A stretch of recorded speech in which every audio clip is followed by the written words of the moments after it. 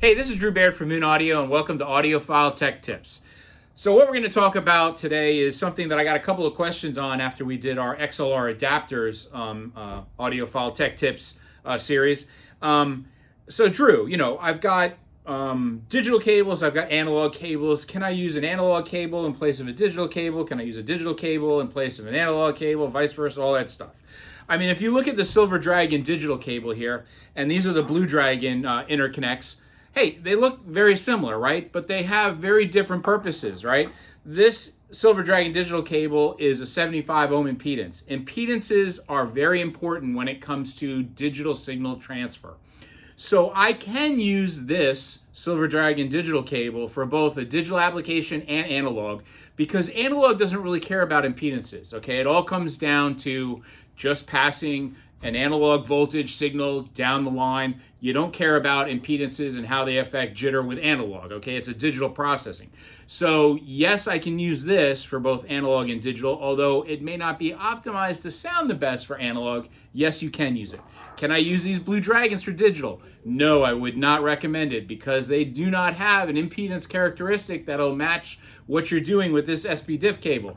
And so it will not sound right.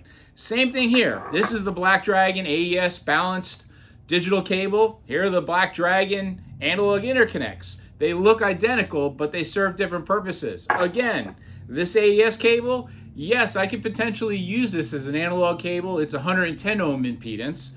These Black Dragon analog cables, I do not want to use as a digital cable. So, really, cables based on their geometries and what's going on internally with the geometric structure dictate how you can use them. So at the end of the day, analog you can only use with analog. Digital you might be able to use in both situations, but really maybe that digital cable wasn't optimized really to be a true analog interconnect.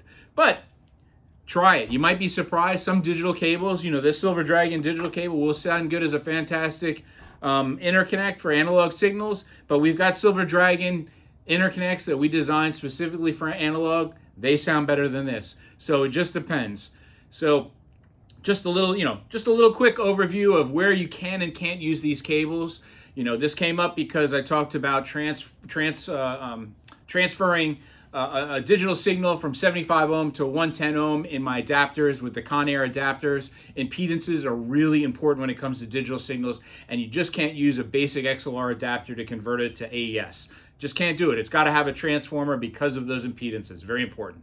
Hopefully this has helped you understand a little bit more about cables and how they can be used in your system. Make sure to subscribe. Leave any questions below. Let me know if you've got any tech tips you want me to go over next week or in any of the weeks, and we'll get to you. Take care. See you next week.